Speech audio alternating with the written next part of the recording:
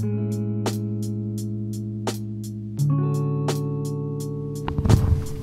everyone, I'm going to be asking some of the questions today because I don't know everything about the Red Door, and so I'm excited to find out more about it from all of you. Thanks for being here. I'm going to be kind of like the moderator from behind the scene. And the first thing I would love to know as we kind of get this started is just who you all are. What are your names? And that would be a great start. Where are we? Where indeed? May start. My name is Spencer Reece, and I am the priest in charge here at St. Mark's. And this, the reason for gathering is to talk about the founding of the Red Door series here that we founded together and that has grown organically together. And I don't want to keep talking for much longer. I'm 58. I've been an Episcopal priest about 10 years. I've been a published poet since the age of like 40. And then before that, I worked at Brooks Brothers in sales and management. And this has been fun to start and create, and comes after being in Madrid in Spain, where I was for many years, and where we created an author series that turned into a huge international festival. And when I came to Jackson Heights in the pandemic and reopened St. Mark's, I was prayerfully wanting to do something that was a little quieter or more meditative, and that began a conversation that started with you, I think. So you go next. Okay. Say who you are, and say how we met, it's a hot potato. And say how you named the series, because you did. Oh, okay. Yeah. So I'm Casey Trommer. I'm a poet. I live in Jackson Heights, and I founded this online audio project called Queensbound, which started in 2018, and I met Spencer when The Clerk's Tale came out. So what year was that? I forgot that. Do you remember this story? No. Oh, okay. So 2003. At the old location, the original location of Poet's House, you did a reading, and I talked to you. You don't know this story. That's so funny. After you did your reading, you were just hanging out at that Spring Street Poet's House location, and I just talked to you for a little bit, and you were so warm and lovely. I already loved your poems, and then when we talked, I was just like, wow, what a lovely, genuine person. So and then this I paid her to say that. and then when you moved here, Barbara, the real estate broker, contacted me. You don't know this story? This is funny. Okay, so a local broker who's knows that I'm a poet contacted me asking me for information about my apartment, which is like a rent stabilized apartment, and the landlord only makes arrangements, with tenants that are, friends of other tenants. And so it's a little bit like New York Gold, right? And she was writing to me saying, hey, could you put me in touch with your landlord? Because for somebody who's moving to the neighborhood. And I was like, no, because who? And then she told me it was you. And I was like, oh, of course. Well, he's a lovely person, because we'd had that interaction at Poet's House.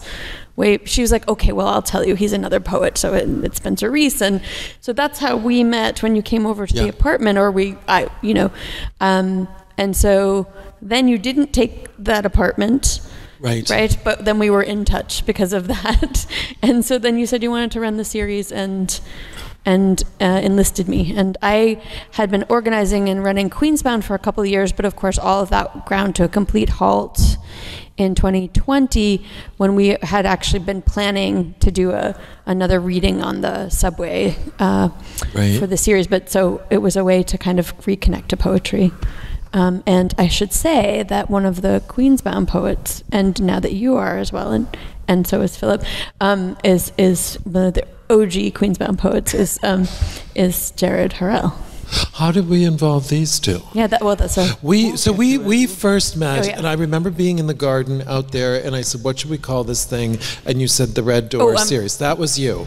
Yes, we were in the garden. You were like, "What?" Yeah, we were sitting, looking, and trying to come up with something. And I think you wanted to call it poetry and meditation, and I was like, "We need something a little zizzier." So that was you. And then how did he come next, or he came next? I believe it was Jared next. Now, how did he come? My name is Jared Harel. Hi, Jared. From Queens, New York. He just had a birthday. Right. He's 40. I should say that. So Spencer and I ran it for a year, and then we wanted to. It was just the two of us. It was just the two of us for the first year, and it was weekly. Away. And it was weekly. It was weekly. Weekly. I just want to say that again. That's crazy. And then I was like, hey, maybe we should have some more people helping. Another great idea. And Jared. then?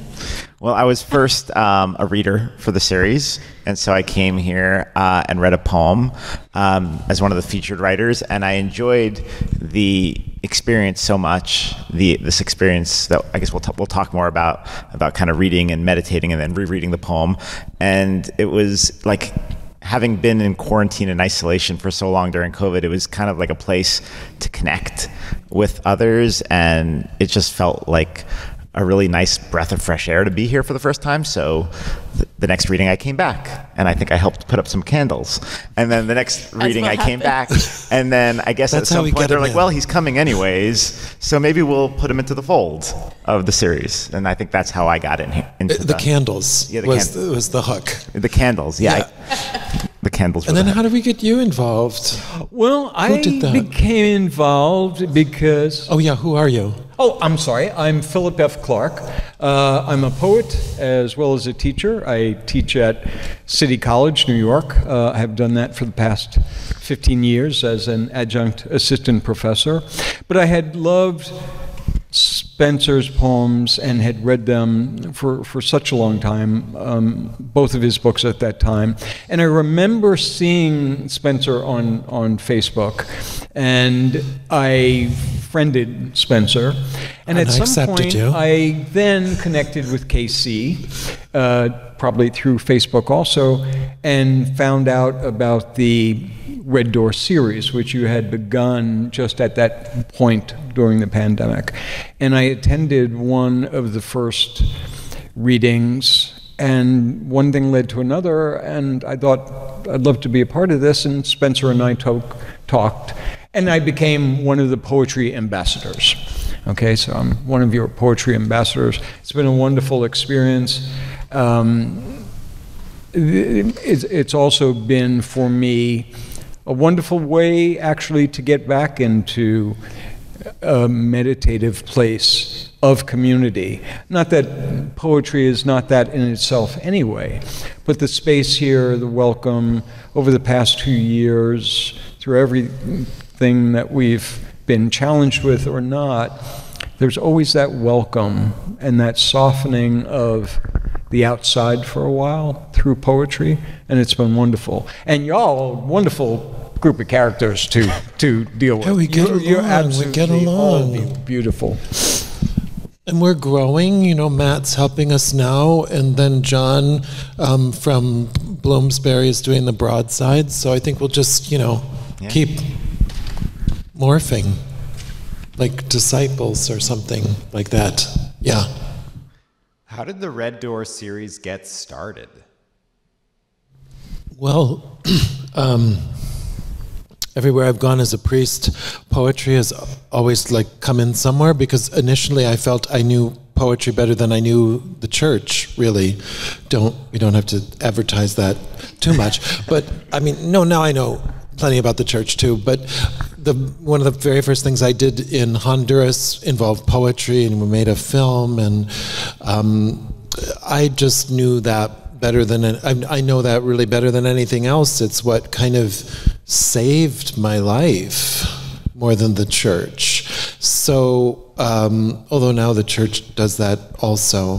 When I came here, like I said earlier, I'd come off of this Madrid experience. I raised $26,000. We did this international festival. It was big, and private schools and public schools and a lot of people, books.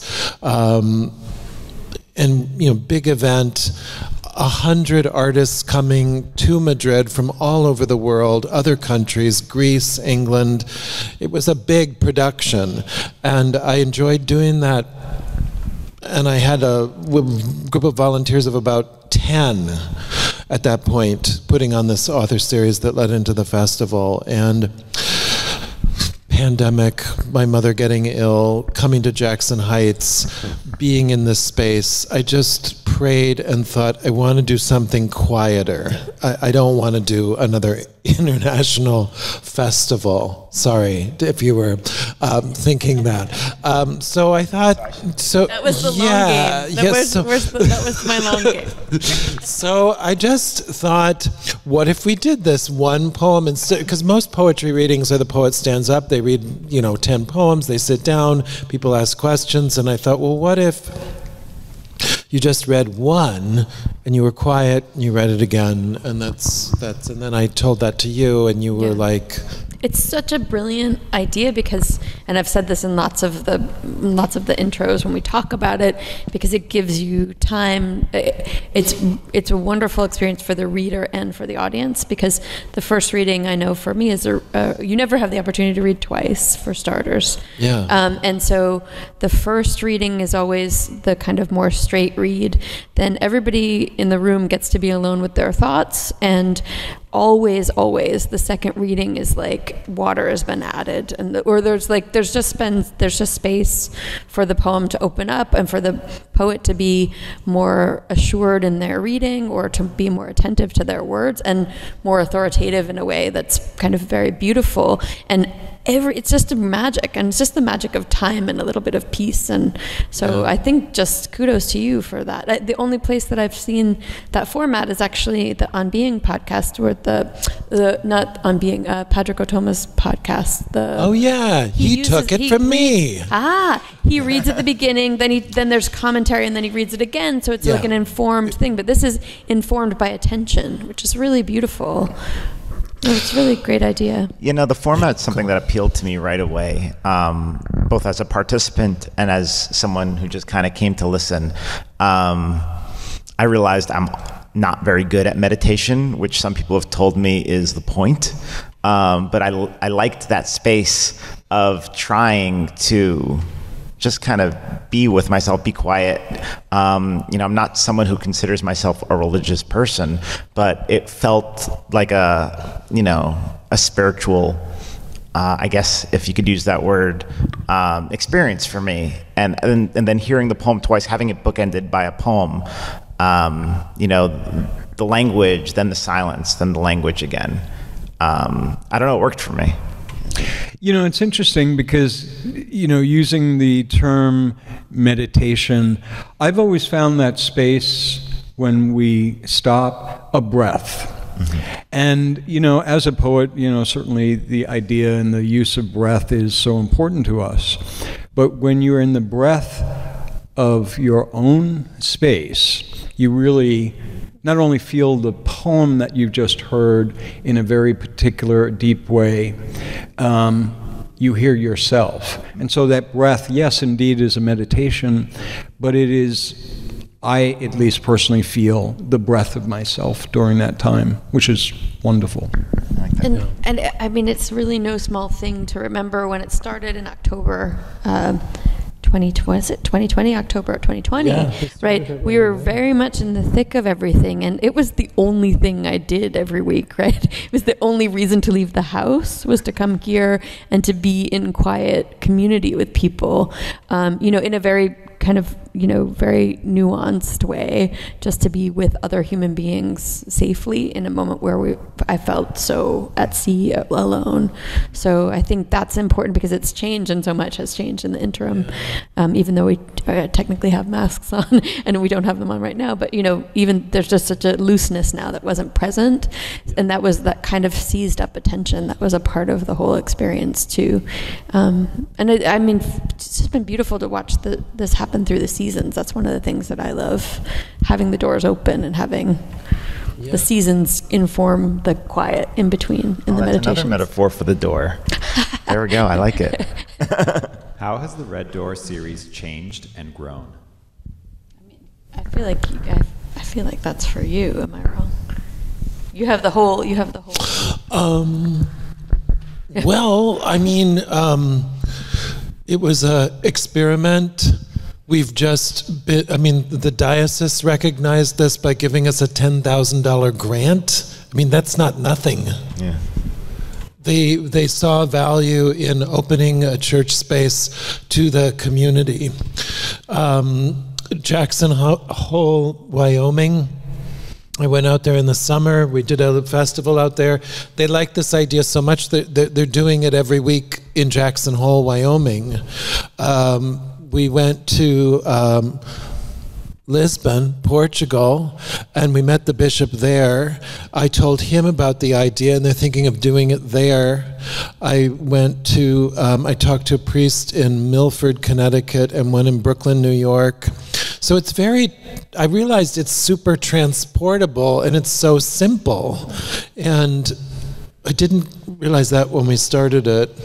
And and also British Columbia in Vancouver, the cathedral there contacted me and said, could we do it there? We were picked up by the Episcopal Newswire, which went around the world, because they were so fascinated by this weird little idea. The audiences have come and, there's been a lot of people some nights. There's been one person. There's been, I don't know, like 30, 40 people. Yeah. So it's come and gone and speak, I mean, I do think the other thing, and this is a credit to your thinking and the openness of the invitation, that like this is a space in the community of Jackson Heights that I had only ever been in one time as somebody who's not coming to church. I came one time with a friend, and you've made it a space that's open up to the whole community as well as to the members of the church, and I think that's beautiful, and the series has that spirit too. And yeah, that has been one kind of beautiful thing. Is there have been several people that have come in that have been like, I've lived in Jackson Heights for 30 years. I've driven by this building. I've never been in it. Right. And suddenly they're in it, and they're like, oh, this is beautiful. And the Muslim poet, she felt, I forgot her name. Sahara Rahmani, yeah. Right. I remember she came up to me specifically and said, thank you so much. I never would have felt like I could ever even come in here. Right. And so things like that are very moving. I think that's what Jesus would want, open to everybody in. We're all in.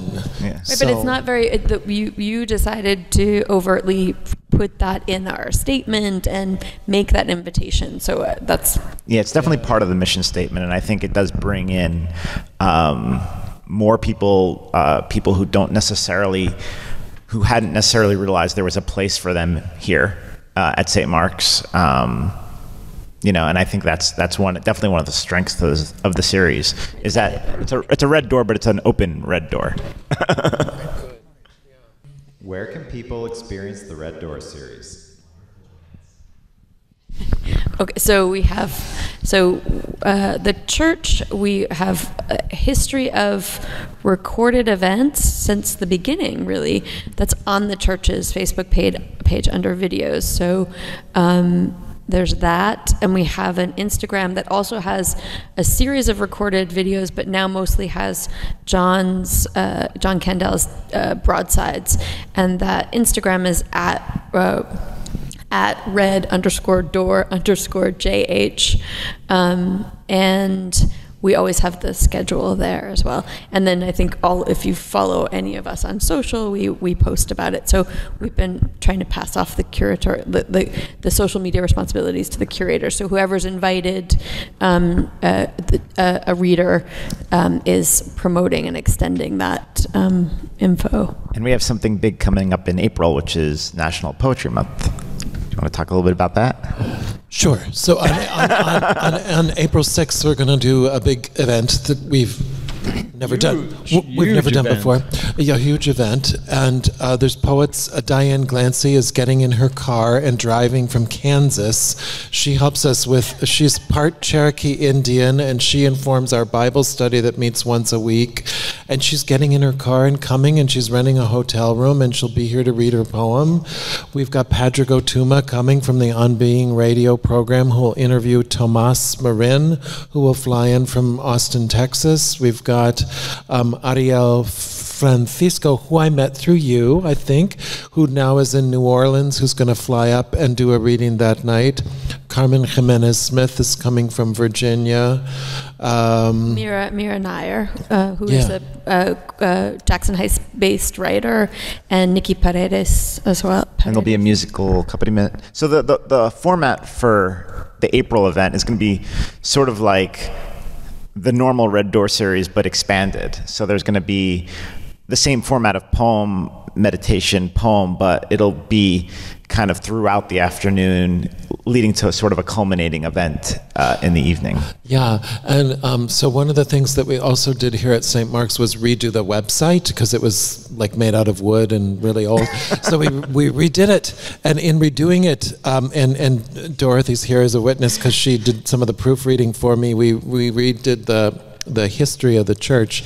And one of the things that I think of this event as a kind of metaphorical, because originally this building was to go through that wall and all the way to 81st Street. The building was designed to go, but the stock market crashed and they stopped.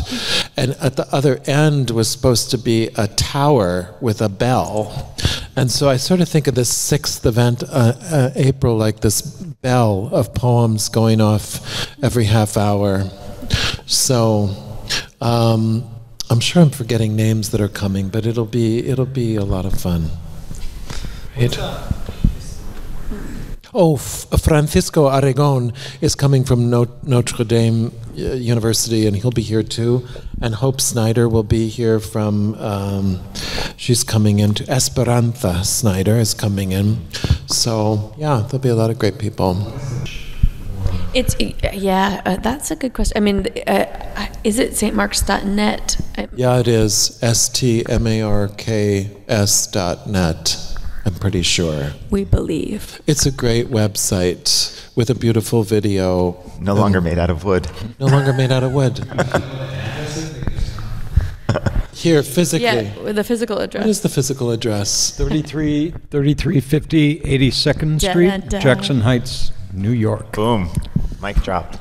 A very easy find, St. Mark's Episcopal Church on Facebook. Yeah. You'll see the red door. And one of the things I like about the series is how it does bring in the community. Like the Queensboro restaurant, it's really been a sponsor. We've had other sponsors from Jackson Heights and the larger Queens community. You know, and then now we also have the broadsides, and that kind of gives a paper element, something that people can bring home with them. And I think the web recordings of it is really nice as well. Didn't Patti Smith tune into one? I feel like a few months ago. I stalked her shamelessly. I went to her house, but I didn't know this part. Yeah, I think she did, though. No, you're right. Yeah, I forgot. Yeah, she. That's why you stalked her. Oh, that's right. Yeah, there was a reason for the stalking, not that she was stalking you. She was stalking me. Yeah. So let's definitely start a viral. Let's start a viral beef about. Yeah, we'll have to go back and invite her to come on the 6th. We also have the SoundCloud of all the recorded audio. So I have a SoundCloud, which is attached to my SoundCloud because that's also where we have the Queensbound poems. So that's findable as well. I can include info on that. Is there anything else you'd like to say about the Red Door series? I mean, we have an end. We have it ending in May, and Philip and I are both reading. Jared? Yeah, I'm reading April 20th. Yeah, so the curators are kind of rounding out the end after the big April party, and then we'll stop for the summer, and then we'll start again in the fall. And we have to kind of figure out what the fall is going to look like and how we're going to approach that too. So. The format? Well, twice a month. Bi-monthly. Yeah. I think it's working. TBD. Yeah. TBD, yeah. What's working is that we're working organically together and offering up different authors, and that's something I learned in Madrid. When you create something, to start sharing it pretty quickly and then it'll grow. There's an impulse to want to maybe control always in life, but you really can't control anything. And so that's working really.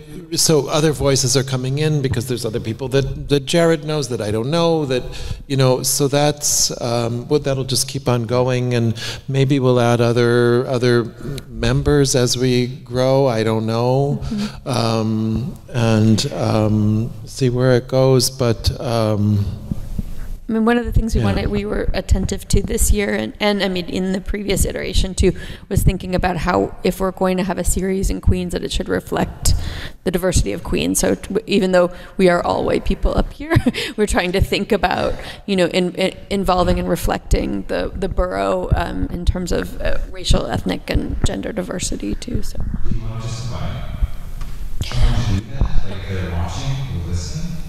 To approach us about reading, and people are always welcome to do that. Yeah. Just to do it at their church. Oh.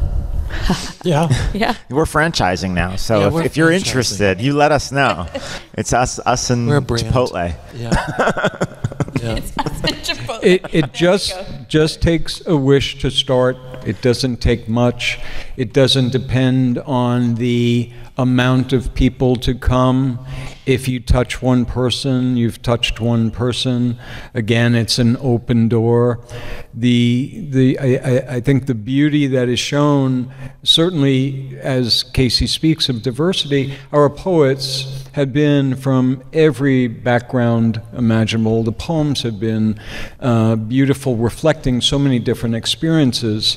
And now that we have John's wonderful production of the broadsides, people can take that away too.